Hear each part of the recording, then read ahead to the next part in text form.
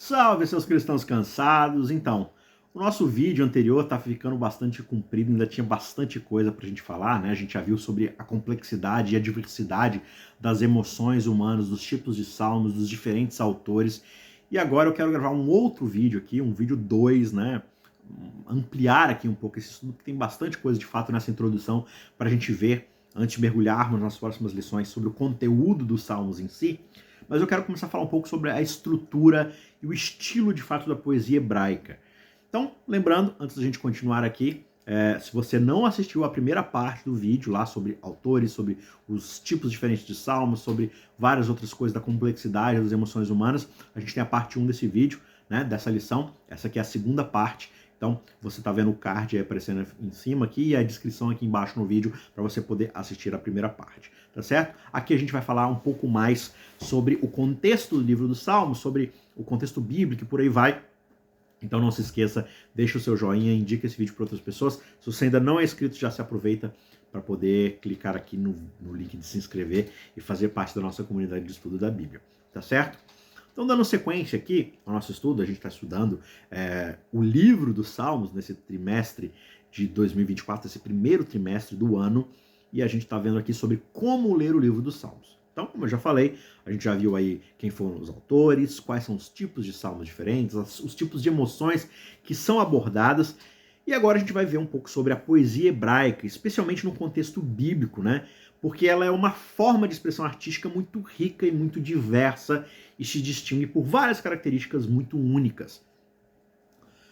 Quando a gente olha para a poesia ocidental, existem certas diferenças aí com a poesia hebraica, né? Porque a poesia ocidental, muitas vezes, ela enfatiza muito mais a rima, a métrica regular ali, e a poesia hebraica ela é caracterizada principalmente pelo uso de paralelismos, né? E uma métrica, mas é uma métrica diferente, ela não tem a ver ali com a cadência e com a duração ali de cada sílaba, de cada ponto, como é de fato, né, a poesia ocidental. Batatinha quando nasce se esparrama pelo chão, mamãezinha quando dorme põe a mão no coração. Então é rima, é ritmo, é duração e por aí vai, né? A poesia hebraica ela é muito diferente, as métricas e os paralelismos que ela usa a tornam única e muito rica, porque ela utiliza essa variedade de dispositivos sonoros, né? Então vamos dar uma olhada aqui em alguns tipos superficiais, né, básicos, de como essas métricas e paralelismos funcionam. Então, o paralelismo, que acontece praticamente o tempo todo nas poesias hebraicas, é um aspecto muito central da escrita desse estilo. E esse recurso, né, o recurso do paralelismo, ele envolve justamente a correspondência de pensamentos ou de estruturas em versos sucessivos. Então, o que isso quer dizer? Veja, existem vários tipos de paralelismos. Então, recapitulando aqui, paralelismo é a sequência de ideias, a sequência de recursos aqui textuais que vão complementando um ao outro, só que eles podem aparecer de formas diferentes. Então, por exemplo, você tem o paralelismo sinônimo.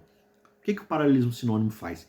Ele repete o mesmo sentido, o mesmo sentimento paralelo, só que em termos diferentes. Só que eles são iguais, eles são complementares, eles são equivalentes. Por exemplo, lá no Salmo 24, verso 1, a gente encontra o seguinte: ao Senhor pertence a terra e tudo o que nela se contém, o mundo e os que nele habitam.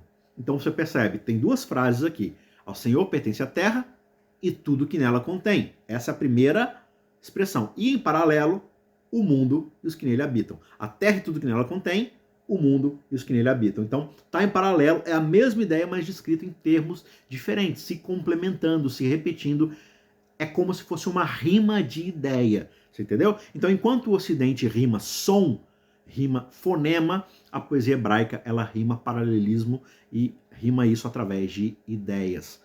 O segundo tipo de paralelismo, por exemplo, é o antitético. Então, a gente tem o paralelismo sinônimo, que repete a ideia em termos diferentes, e o antitético é onde uma coisa é ilustrada pelo seu contrário. Então, na verdade, ela faz uma complementação, mas uma complementação inversa. Lá no Salmo, ou melhor, lá em Provérbios 10, verso 1, diz assim: o filho sábio alegra o seu pai, mas o filho insensato é a tristeza da mãe. Então, de novo, você vê um paralelismo aqui, mas um é oposto ao outro, complementando as diferenças. O filho sábio alegra o pai. O filho tolo entristece a mãe. Então, paralelismo, mas uma ideia complementando a outra através dos seus opostos. E igualmente você tem um paralelismo sintético, onde as sentenças, as frases, as ideias vão responder uma a outra de uma forma ali mais construtiva, sem necessariamente envolver a mesma imagem, o mesmo sentimento ou a oposição de um contrário, né? E um exemplo disso está lá em Salmo 2, verso 6. Deus diz assim: eu constituí o meu rei sobre o meu santo monte, Sião. Interessante, né? Porque ele vai colocar o rei e depois ele vai colocar o trono. Só que o seu trono não é necessariamente um trono físico, é um trono poético, um monte todo ali, né, que representa o reinado. E ali ele está falando, olha, ele é o rei sobre toda a nação, e a nação ela está constituída ali no redor do monte. Então, uma coisa está complementando a outra. O rei, o seu reinado, né, a extensão do território. Então, uma ideia complementa a outra, né, dando ampliação, dando sentido, mas você percebe que é tudo isso feito da forma poética. É colocado de um jeito que seja abrangente para toda a riqueza que uma poesia pode, de fato, abranger. Você tem também, além do paralelismo, a métrica. Na poesia hebraica, a métrica ela não é fixa como na poesia ocidental, né? Ela não tenta encaixar ali frases uma do tamanho da outra, dentro do mesmo ritmo sonoro, né? Ela está relacionada muito mais ao ritmo, mas que pode ser marcado por um acento em alguma palavra, pela sonoridade, pela afinação, pelo comprimento das sílabas. Tudo isso faz parte da riqueza ali da métrica. E claro, tudo isso é muito difícil para a gente, porque a gente está traduzindo o hebraico para o português. E aí a gente precisa muitas vezes de mais palavras, de mais sentido para que aquilo faça algum sentido para a gente, no fim das contas. Por isso que é tão desafiador você enxergar esses outros atributos da poesia hebraica, né? E outros dispositivos poéticos aparecem ali na poesia hebraica, como o estilístico, como o merisma, uma totalidade que é expressa de forma abreviada. Então, por exemplo, isso aparece muitas vezes, assim, não só na poesia hebraica, nos salmos, digamos assim, mas em vários outros lugares da Bíblia, né? Então, o que o merisma é? Ele vai pegar uma ideia complexa, uma imagem complexa, uma totalidade ampla e vai restringir isso a uma expressão só. Então, por exemplo, eu quero descrever um indivíduo. E esse indivíduo é um complexo, ele tem ideias, ele tem experiências, ele tem emoções, ele tem uma vida, ele tem uma personalidade. E eu quero descrever essa pessoa como um todo. Aí, em vez de eu falar assim, ó, essa pessoa como um todo, essa pessoa e tudo que ela é, a Bíblia vai dizer apenas corpo e alma. Então, tipo assim, ama Senhor com tudo que você é. Ele diz assim, ama o Senhor com toda a tua força, com todo o teu amor, com toda a tua capacidade, né? Ame com tudo que você é. Então, muitas vezes ele vai falar, olha, eu tô aqui de corpo e alma. Ou seja, eu estou aqui com tudo que eu sou, não só o meu físico, mas com tudo aquilo que representa a minha psique, a minha personalidade. Ou seja, eu estou aqui por completo, né? Então, esse é o merisma. Ele vai pegar uma ideia complexa que representa muita coisa e sintetizar numa imagem muito menor, mas que quer englobar tudo isso. Um outro sentido que faz parte da nossa cultura, mas que era muito usado naquela época, é a ironia. Ou seja, dá um sentido oposto ao que o literal quer dizer, né? E a gente usa muita ironia, e as pessoas hoje em dia nas redes sociais não entendem muito bem o uso de ironia, né? Muito pela falta de interpretação de texto. E a Bíblia é cheia de ironia, os salmos são cheios de ironia, ou seja, você expressa o oposto daquilo que você quer dizer, literalmente, dependendo do contexto, para poder identificar o que de fato aquilo quer dizer, né? Então é você chamar um baixinho de gigante, é você chamar um gordinho de palito. É você dizer o oposto daquilo, mas querendo de fato representar uma situação cômica. Enfim, você já sabe, é muito parecido com a nossa própria ironia hoje em dia. Então, você vai identificar isso muitas vezes na Bíblia, porque o próprio Jesus utilizava de ironia aqui e ali. É muito interessante. A Bíblia gosta de brincar com esses sentidos. E você tem também dispositivos sonoros, como assonância, aliteração, rima, onomatopeia. Todas essas são descrições, são recursos sonoros onde o texto ele quer evocar algum som, ele quer evocar algum ritmo, alguma coisa. São coisas muito mais complexas que você pode estudar por conta própria, a gente não vai se aprofundar aqui, não é o nosso objetivo, mas a ideia é mostrar que todos esses elementos, eles contribuem para uma musicalidade, para uma expressividade do texto. O texto não é estático, ele não é seco, ele traz toda uma evocação de som, de ritmo, de musicalidade. E essas características da poesia hebraica evidenciam justamente a riqueza e a profundidade da expressão literária na tradição bíblica, ou seja, o texto bíblico ele é muito rico, não só no seu sentido, na profundidade do seu tema, mas também na sua estética, porque ele vai refletir a diversidade de emoções humanas, de experiências espirituais, vai oferecer um meio poderoso para a gente expressar o nosso louvor, o nosso lamento, a nossa sabedoria, as nossas orações. A complexidade e a beleza de todos esses elementos poéticos demonstram a importância da linguagem, da forma na comunicação das mensagens divinas. E tudo isso sugere para a gente uma valorização da arte, do belo, da estética, né? No contexto da fé e da espiritualidade humana. Deus não espera vários robôs apenas repetindo uma ideia concreta. Ele nos dá o seu espírito de criatividade, de criação, de liberdade poética, de liberdade artística, e com isso nós somos levados a adorá-lo nas mais diversas e complexas formas possíveis, porque isso é simplesmente quem ele é. Um Deus complexo não pode ser adorado e louvado e relacionado de uma única forma. Por isso que a arte e a poesia é tão importante para abrangermos o máximo possível as multifacetas desse Deus gracioso. Agora tem um outro ponto muito interessante que ocorre na Bíblia, que é quando outros livros, que não os Salmos, vão mencionar os Salmos fora desse livro dos Salmos. Então, você vai ver trechos dos Salmos sendo abordados, aliterados, citados, mencionados, aludidos em vários outros momentos da Bíblia. Ou, inclusive, salmos, próprios salmos particulares que aparecem em outros momentos, em outros livros. Um exemplo disso está lá em 2 Samuel, capítulo 23, versos 1 a 4.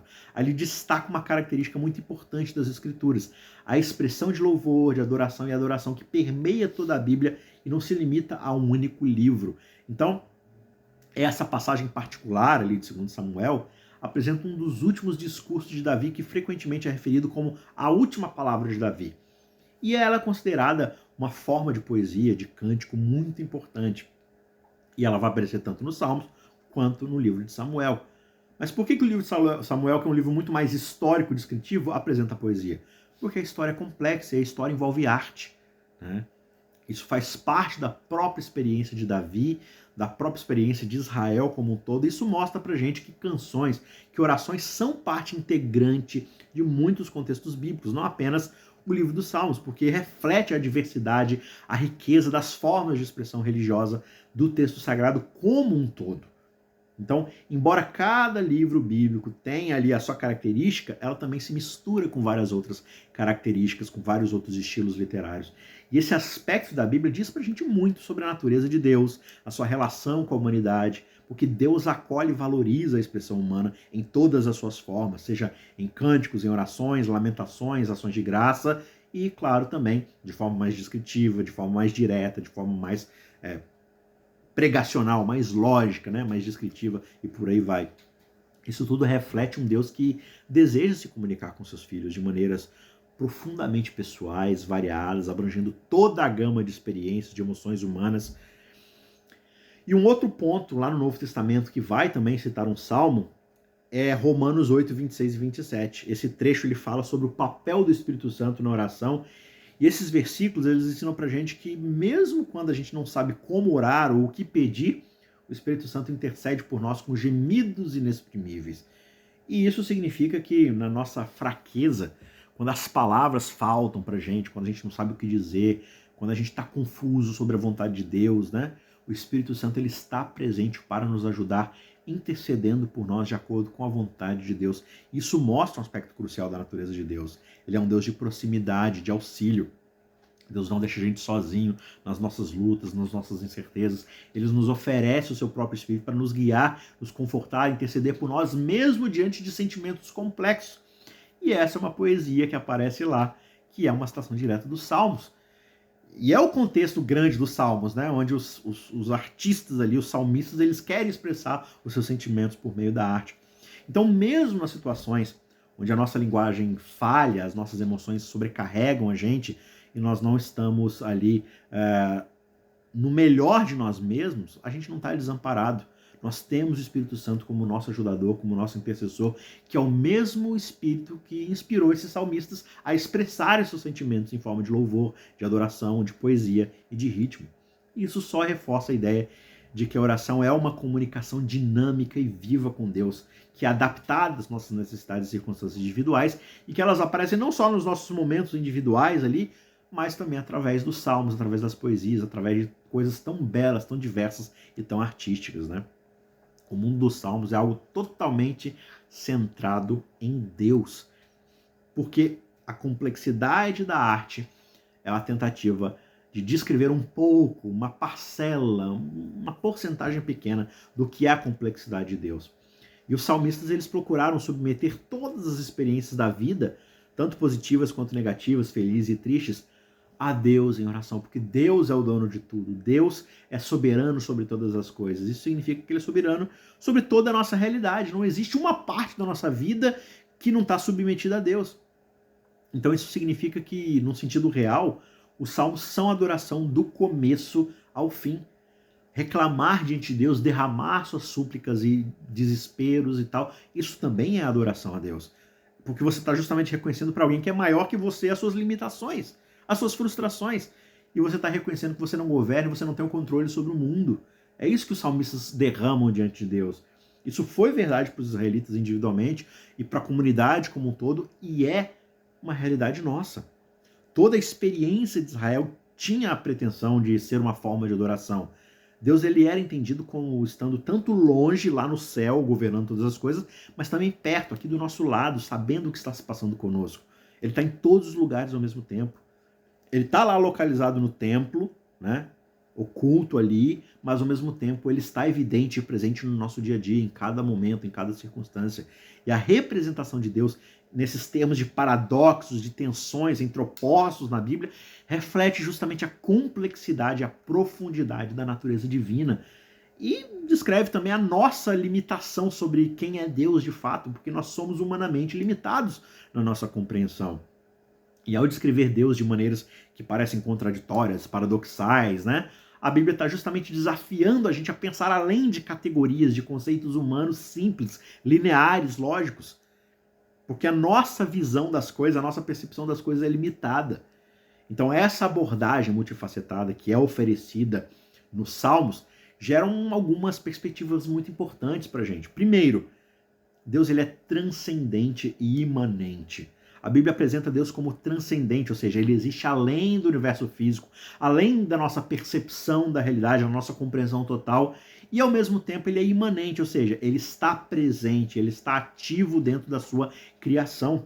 Ele está além do que nós podemos ver, mas ele está presente naquilo que nos tange, daquilo que está ao nosso redor. Essa tensão ajuda a gente a entender que Deus é maior do que qualquer coisa que a gente possa imaginar, mas ainda assim ele está intimamente envolvido nas nossas vidas. Uma segunda característica paradoxal é que Deus está oculto de nós, mas ao mesmo tempo ele se revela. Deus ele é descrito como misterioso, como oculto, um ser cujos caminhos são insondáveis e incompreensíveis, mas ao mesmo tempo ele é um Deus que se revela e se faz conhecido a nós, que busca intimidade e relacionamento. E essa tensão ali reflete justamente a natureza da revelação divina como algo que é tanto um dom que Deus nos dá, quanto um mistério que ele retém de nós. E justamente viver esse paradoxo é o que faz a experiência cristã, a relação com Deus, algo assim tão incrível. Um terceiro aspecto desses paradoxos é a onipresença de Deus. Deus ele é retratado como sendo onipresente, ou seja, ele existe em todos os lugares ao mesmo tempo. Só que ao mesmo tempo, ele está presente de forma especial em locais como o Templo de Jerusalém, que é o local da presença de Deus, né? Ele está presente no coração de um indivíduo. Isso mostra pra gente que Deus ele está presente em toda parte. E ele existe em momentos e lugares onde a sua presença é particularmente tangível, significativa, mas ao mesmo tempo isso não o contém. Ele está muito além do que a nossa compreensão humana pode de fato alcançar. Um quarto aspecto, um tanto quanto paradoxal, que os salmos vão destacar muito pra gente, é que Deus ele é tanto justo quanto misericordioso. Frequentemente, a Bíblia vai falar de Deus como um juiz justo, que não tolera o pecado, mas ao mesmo tempo ele é um Deus de amor, de misericórdia, que prossegue dando ao ser humano chances, mais chances, né? E essa tensão ele vai destacar essa natureza complexa, holística da justiça divina, que inclui tanto a retidão quanto a compaixão. Uma coisa não existe sem a outra. Essas tensões e paradoxos lembram pra gente que Deus ele não pode ser totalmente compreendido ou definido em termos humanos, porque nossos termos são limitados, eles estão dentro da nossa capacidade cognitiva e da nossa linguagem. E Deus é muito mais do que isso. Por isso essas complexidades, esses paradoxos encorajam a gente a abordar Deus com muito mais humildade e reverência, reconhecendo que há aspectos da natureza de Deus, da sua vontade, que podem sim estar muito além da nossa compreensão atual, muito além do que a gente consegue compreender. E o fato de nós não compreendermos não significa que elas não existam, por isso a gente deve abordar Deus de forma muito mais humilde, buscando aprender a cada dia um pouco mais sobre a complexidade de quem Ele é. E ao mesmo tempo, essas representações paradoxais incentivam a gente a buscar um relacionamento mais profundo, mais pessoal com esse Deus, explorando todos esses diferentes aspectos do seu caráter e da obra que ele está realizando de forma complexa no mundo. A maioria dos salmos, embora estejam associados ali ao tempo de Davi, ao início da monarquia de Israel, no entanto, a coleção de salmos ela vai continuar a crescer após o período da monarquia, unida ali com Davi e tudo mais, e acredita-se que, na verdade, quem compilou os Salmos na forma como a gente conhece ele, um livro dos Salmos, na verdade foi Esdras, por volta de 450 anos antes de Cristo, ou seja, muito tempo depois de Davi. O povo passa Davi ali, aí você entra no período dos reis com Salomão e todos os outros reis, o reino se divide, Israel é destruído, Judá vai parar no exílio, depois ficam lá 70 anos, aí depois eles voltam. E aí Esdras vai pegar esses hinos e começar a fazer essa coletânea. Isso é, inclusive, indicado lá em passagens como Esdras 7, 6 a 10, né, que destacam ali o papel de Esdras como esse escriba habilidoso na lei de Moisés, que vai fazer essa compilação, essa organização dos salmos, e ali, em grande parte, ele vai fazer isso a serviço do novo templo que vai ser estabelecido após o retorno do povo lá do exílio babilônico. Portanto, os salmos, sendo profundamente enraizados na adoração e nas práticas litúrgicas de Israel, eles acabam desempenhando um papel muito crucial na restauração da vida religiosa e cultural do povo judeu quando ele volta do exílio. Então o povo lá no exílio babilônico e persa, né, eles perdem muito da sua cultura, eles esquecem muito ali do seu legado religioso. E aí, o papel dos salmos em trazê-los de volta para esse contexto, incorporar neles novamente essa mentalidade de adoração holística, inteira, completa, integral, é muito importante, é muito crucial. E Esdras, ele é vital nesse papel de fazer essa curadoria e organização, edição dos salmos. Por isso, eles forneceram uma forma ali de expressão para a adoração comunitária, individual de Israel e ajudou o povo a se reconectar com essas tradições, com o seu Deus. E a continuação do crescimento da coleção de salmos após a época de Davi vai sugerir justamente que a expressão de fé e adoração em Israel era algo dinâmico, que crescia e se adaptava às circunstâncias em mudança contínua ali do povo, do reino e por aí vai, né? Os salmos eles refletem não apenas as experiências e emoções do tempo de Davi, mas também as lutas, as esperanças, os desafios enfrentados pelo povo judeu em períodos muito posteriores à melhor fase monárquica de Israel, como o exílio, o retorno à terra natal, né, e por aí vai. E a possível organização dos salmos por Esdras também destaca o papel dos líderes religiosos na manutenção, na transmissão da tradição, na manutenção da fé de Israel. Esdras, como esse escriba, esse líder religioso, ele teria tido ali o conhecimento, a autoridade e, claro, a inspiração divina necessários para poder reunir e estabelecer os textos sagrados de uma maneira que apoiasse a renovação espiritual e a identidade religiosa do povo judeu, né? E por aí vai.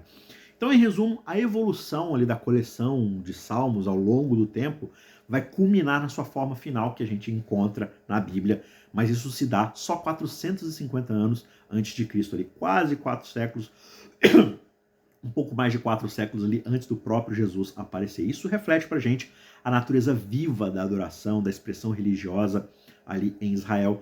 E por isso os salmos continuam a servir até hoje como essa ponte pra gente entre o passado e o nosso presente. Permite que gerações futuras se conectem com as mesmas experiências espirituais dos seus antepassados lá atrás e encontrem expressão para as suas próprias jornadas de fé. Os salmos são maravilhosos e complexos por isso.